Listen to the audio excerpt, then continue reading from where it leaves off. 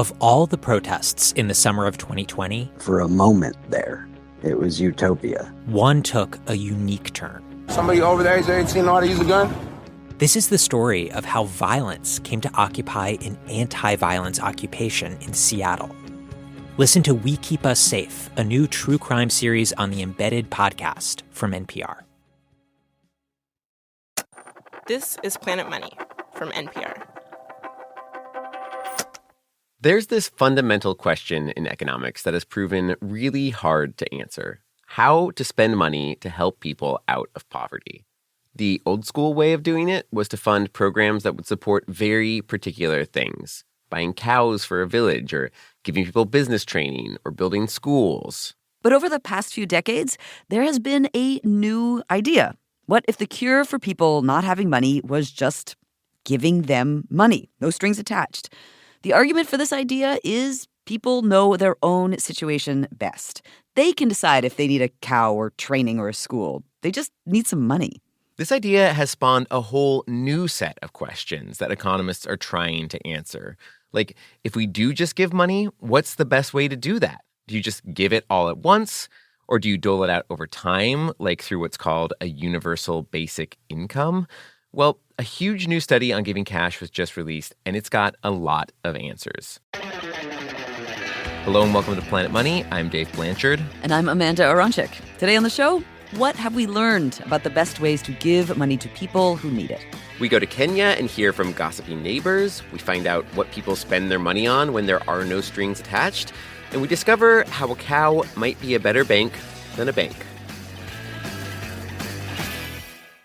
Support for this podcast and the following message come from Vanguard. Every day, shareholders meet to discuss important matters about the companies you invest in. Now you can make your voice heard too. Vanguard Investor Choice makes it easy to set your proxy voting preference for your eligible Vanguard index funds. Visit Vanguard.com/investorchoice to learn more. Vanguard investors own shares of their index funds, and those funds own shares of the companies they invest in. Vanguard Marketing Corporation, distributor.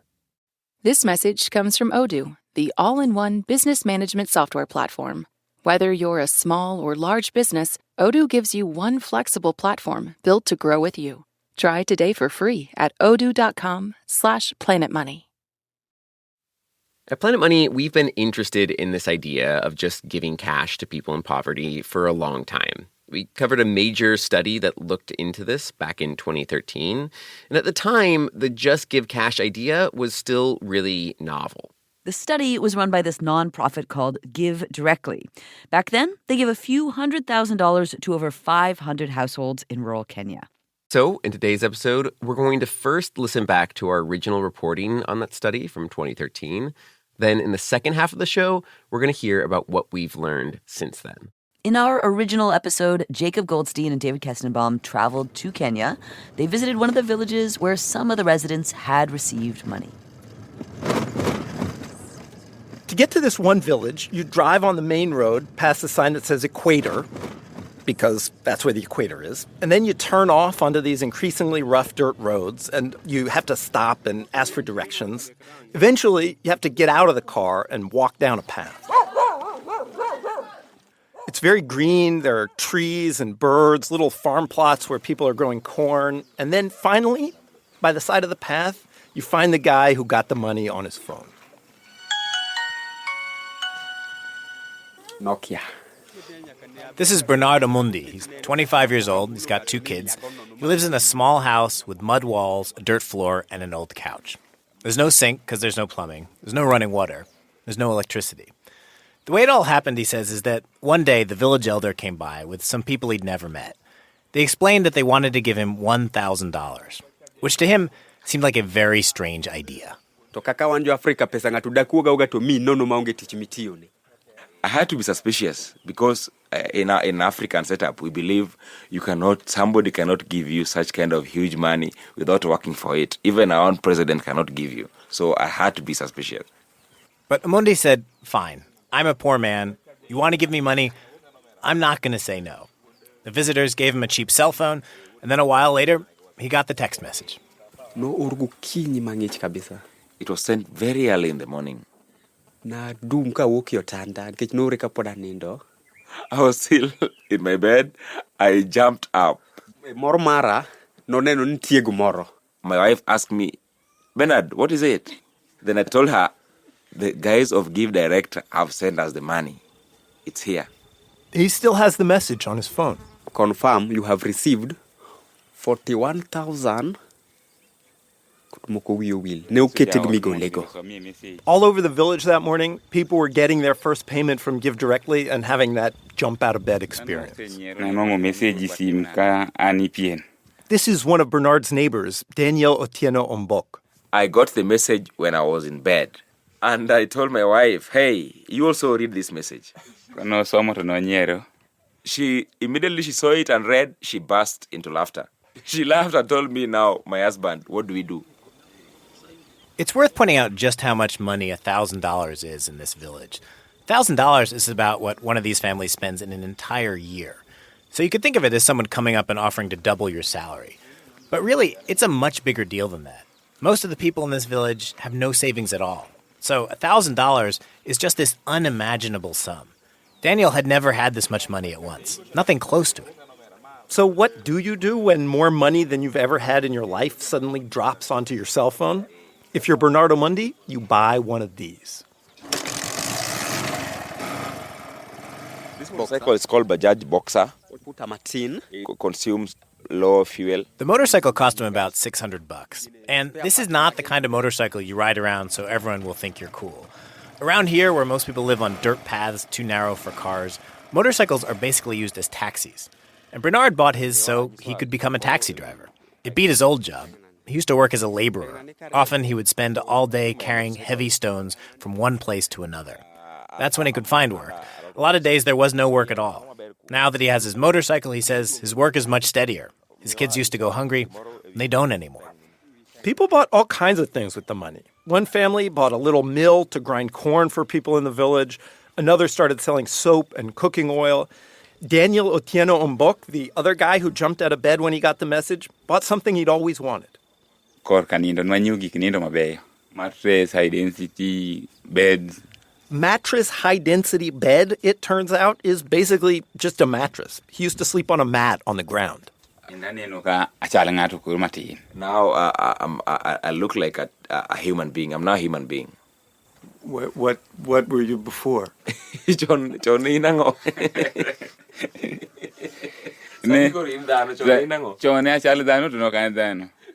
Before I was an image of a human being, but in real sense, I wasn't a human being. The thing that really changed his life, he says, was the new roof. Daniel bought a metal roof to replace his old one, which was made of grass. He showed it to us. And if buying a new roof sounds like something that's nice to have but isn't really going to help Daniel in the long run, you've probably never owned a grass roof. Just about everyone we talked to had replaced their grass roofs with metal ones. I was just very happy. I was very happy about the money. This is Carolyn Adiambo, who also bought a metal roof and who explained why everyone was doing it. First of all, grass roofs are terrible roofs. They leak, failing to perform what is arguably the single most important job of any roof. When it rains, everything you own gets wet, it's hard to sleep, you have to keep moving around to find a dry spot. But also, grass roofs need to be constantly maintained. You have to keep replacing the grass, and apparently you can't just cut any grass from the field. You need a special kind of grass, and often you have to pay for it. The grass is very expensive because you have to buy grass every year, even 3 times. Yeah, and it costs a lot. A metal roof costs more up front, $200 or $300, but it can last for more than 10 years, and in the long run, it's way cheaper than a grass roof. So buying that metal roof means that every year, Carolyn and the others won't have to spend money buying new grass. It's like they just boosted their income for the next decade. They'll have more money in their pockets, money to pay for school fees or food or to buy a cow. And buying a cow, that was also really common. Oh, there. That's your cow. I named her Apala. It's a female cow, a very good one because it produces milk. A lot of milk. Daniel told us his cow cost about $400. He says it produces 2 liters of milk a day. His family drinks 1 liter and sells 1 liter for about 50 cents. Carolyn also bought a cow, but she says don't think of it as a cow. Think of hers as a bank. The cows are just like bank. Yeah. When we put there, it's just as if we have saved it on the cow. And why buy a cow instead of putting the money in the bank? In the bank. You know, money in the bank, sometimes you can just go and take it small, until it got finished. A cow, on the other hand, you can't fritter away a few shillings at a time. If you want to get your money out of a cow, you have to take your cow to market and sell it. All these things people spent money on, cows, roofs, a motorcycle, they seem like reasonable choices. In fact, they seemed so reasonable, we started to worry that people were just telling us the good news stories. So we asked a different question. Not what did you do with the money, but what did your neighbors do? And then we started to hear different stories. Bernard told us, sure, I spent the money well, but not everybody did. There's so many guys who are very careless, and I know as you're going to walk around in some homes, you're going to see guys who misuse their money. You'll get that some of them didn't even put up a house. Didn't even buy a motorcycle. Some of them are still staying in their garage houses.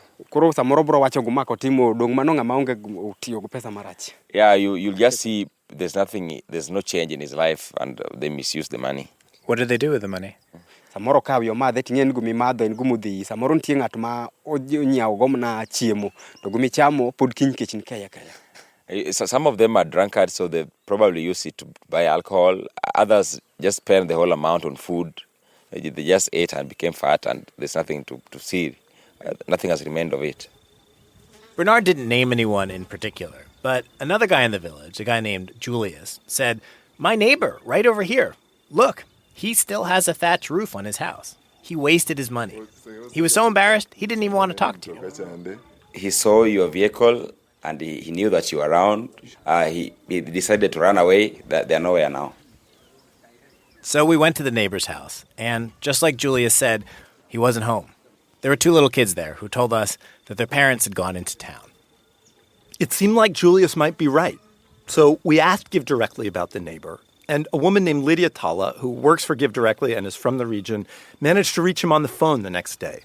He told her he wasn't hiding and he wasn't embarrassed. He said his first wife had died. He wanted to get remarried. But in this part of Kenya, the groom traditionally has to pay the bride's family. So that's what he spent the money on. He spent it on a dowry so he could get remarried. And that's why he still had a thatched roof. That was Jacob Goldstein and David Kestenbaum back in 2013. And in the years since that study, giving cash unconditionally to help people out of poverty has become more common for development economics. Critics used to worry that the money would be wasted by the recipients, but in part because of this very study, many economists have come to recognize that when you give people in poverty money, they usually do smart things with it. They don't waste it. So that answers the question of whether just giving cash can help people out of poverty. It can. Now the question has turned to how best to give people that money. Give Directly has been researching this very question.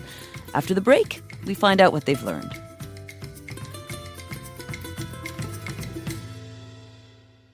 Support for this podcast and the following message come from Vanguard. Every day, shareholders meet to discuss important matters about the companies you invest in. Now you can make your voice heard too. Vanguard Investor Choice makes it easy to set your proxy voting preference for your eligible Vanguard index funds. Visit Vanguard.com/investorchoice to learn more. Vanguard investors own shares of their index funds, and those funds own shares of the companies they invest in. Vanguard Marketing Corporation, distributor.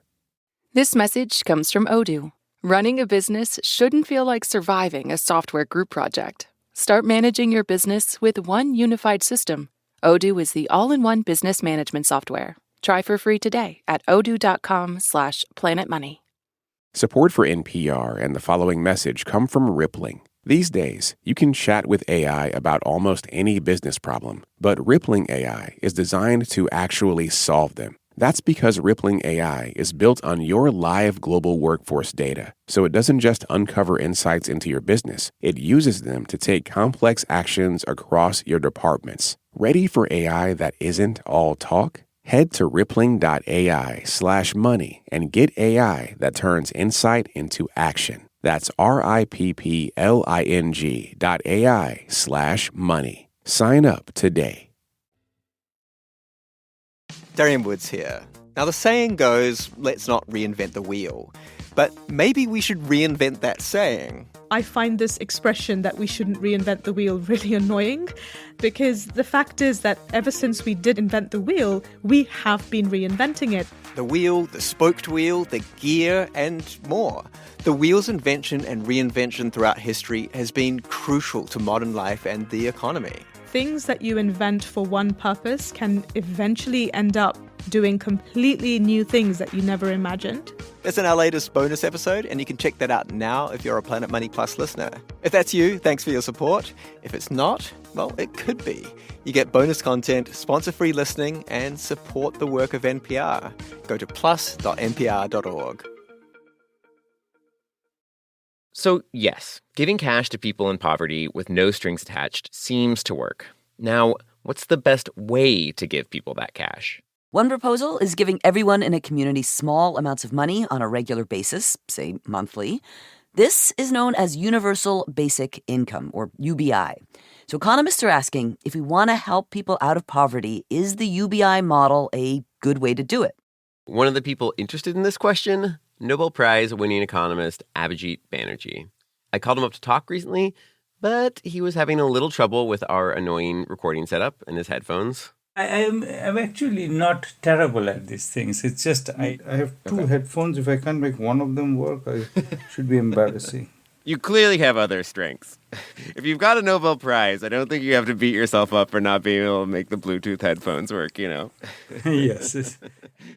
For many years, Abhijit had been interested in the question of how to help people out of poverty, and also in this idea of universal basic income. Then, several years after the Give Directly study from our original story, he was approached by the co-founder of Give Directly, an economist named Paul Niehaus, because Paul had an idea for a new research study. Paul pitched it to me saying, you are interested in all these issues. Do you want to be involved in a UBI evaluation? Abhijit was intrigued. Economists in a lot of different fields were interested in UBI as a better way to help poor people. But he felt this study could go further. For the study to be really useful, he thought, they would need to compare giving everyone in a village small regular monthly payments, like a UBI, against giving everyone one big lump sum all at once. I was from the beginning saying we need to benchmark it to a lump sum. Why? I thought one problem with UBI is that it's small amounts of money every month. And the problem is that people find it very difficult to save at home. And that was so, from the beginning, my concern is that is this going to be too much of a challenge for these people to turn their small amounts into a larger amount, which they'll need to really start a business. So that was very much the thinking behind the lump sum. Was there a moment when you worried that the lump sum wasn't going to make it in amongst all these discussions? I tend to be very, let's say, stubborn. So I was going to find that one out. Eventually, Abhijit got his way. The study compares monthly and lump sum payments. In some villages, everyone got a lump sum of $500 all at once. In other villages, people got monthly payments of about $22 a month. First payments went out in 2018. When they came to our village, they first walked all through the village. This is Jane Martha Achieng Adongo. She remembers the first time Give Directly came to her small village. It's called Magawa. It's in western Kenya, on the plains, close to Lake Victoria. There's a lot of trees surrounding the village, a lot of farms. What's the noise in the background? They're just cows passing by. Okay. They're going to drink water in the lake. Yeah, do not get in the way of that cow. That cow wants its water. Now, when Give Directly came to the village, Jane Martha had a similar reaction to Bernard Amundi from our original story. She was skeptical. When someone comes to the village and tells you that they're going to give you money, I did not believe But the moment I received my first amount, I was very happy. Jane Martha was in one of the monthly payments groups for the study, not the lump sum group. Now, she already had a small business that sold bread and clothes, but this new monthly payment allowed her to expand and sell more things. Apart from the clothes, I am currently also selling plastics. What kind of plastics? I am selling plastic utensils. I am selling lunchbox. I'm also selling plastic chairs, and I'm also selling jugs. And would that have been possible before these payments? That was not possible. The extra money helped her to also build a new house. It has 3 rooms, and it's a lot nicer than her old house. But for the purposes of Abhijit's study, there was one really interesting thing that Jane Martha and other people in her village did with their monthly payments. When we started receiving money from Give Directly, there was a woman who came and approached us, 10 of us, to form a merry-go-round. A woman in her village approached her about forming a merry-go-round, she said. And when I say merry-go-round, what I mean is everyone contributes a certain amount of money every month from their transfers, and it's given to one person. The people in the merry-go-round pool their money each month and give one big payment to one person in the group. Each month, a different person gets that big payment. In the end, Jane Martha got the same amount as her monthly payments, but as one big chunk. This is actually pretty common in areas without access to banks because it's an effective way to save money. Merry-go-round is helping us to at least have a lump sum amount for you to be able to do something bigger at once. So getting a bigger lump sum is more useful at times than getting a smaller monthly payment. Yeah, getting money from a merry-go-round in lump sum is better for me. And our economist and researcher Abhijit Banerjee found it wasn't just Jane Martha's village doing this. A lot of villages were turning their monthly payments, or their UBI payments, into lump sums. That's beautiful. In a sense, that's the kind of thing when you see it, you say, okay, the world makes sense. At the beginning of the study, Abhijit had been concerned that the monthly payments wouldn't be as effective as lump sum payments in helping people out of poverty. And he was potentially right. But the participants in the study found a solution to that on their own. They are doing what you would think you would do, which is, I really need 500 and I have 22. How do I get from 22 to 500? I put it in a merry-go-round. Eventually, it's going to be my turn. And when it does, I'm going to have my 500 and I'm going to build my new shop or whatever it is. So the goal of Abhijit and his co-authors in this study was to figure out how effective a universal basic income could be, getting regular monthly payments, and then to compare that to a lump sum. We now have the results for the initial 2 years of the study. When it came to the villages getting the monthly payments, there were certain aspects where they performed better than the lump sum villages. There were lower incidences of depression, which makes some sense. Being certain that money is coming in regularly might relieve some stress. And the results also addressed a fear some critics of UBI have, that people will get checks monthly and just stop working. The study showed a lot of participants did work less for other people. They instead started their own businesses and ended up working the same amount, but for themselves. But overall, when it came to the question of which payment approach would lift more people out of poverty, at this point in time, the lump sum seems to be more effective, which is what Jane Martha told us. The researchers found that the villages where people received a lump sum payment, they started more businesses. Those businesses made more money, and people overall had higher incomes. There is one more aspect of the study to share. There were actually 2 groups getting monthly payments, 2 different UBI groups. One group got payments for just 2 years. They were the short-term group.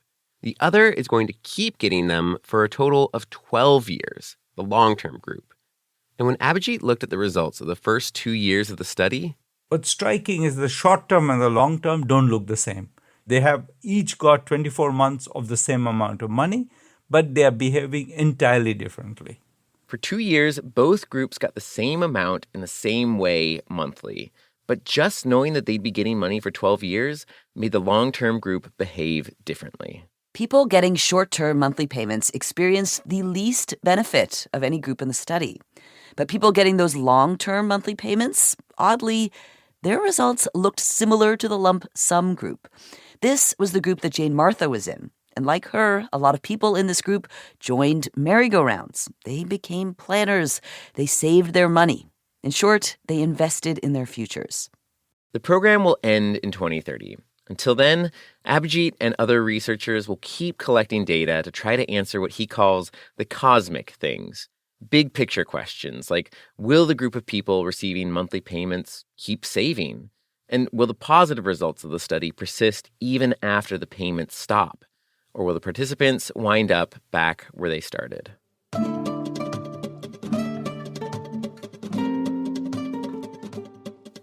Coming up on the next episode of Planet Money, a little-known war. The Maine Potato War of 1976. They couldn't deliver. Nobody can deliver that many potatoes. The story of two potato kingpins who weren't afraid to break the rules and break a market in their quest for spud supremacy. You can email us at planetmoney@npr.org or find us on TikTok, Facebook, or Instagram. We're at Planet Money. The reporting for the first part of this episode was originally done for This American Life by Jacob Goldstein and David Kestenbaum. Our show today was produced by Emma Peasley. It was edited by Jess Jang, fact-checked by Sarah Juarez, and engineered by Sina Lafredo. Alex Goldmark is our executive producer. Special thanks to Jeff Mosankis, Jonathan Morduck, and everyone at Give Directly. I'm Dave Blanchard. And I'm Amanda Aronczyk. This is NPR. Thanks for listening. This message comes from Capella University. That spark you feel? That's your drive for more. Capella University's FlexPath learning format lets you earn your degree at your pace without putting life on pause. Learn more at capella.edu.